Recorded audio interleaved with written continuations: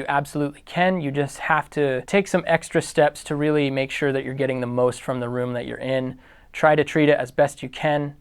But of course, nowadays you can always rent out a room around town, and that's always a good option too. And again, this is why we've traveled here to Blackbird today. It's reasonable to come here, and it sounds absolutely awesome, and you get access to all this cool gear.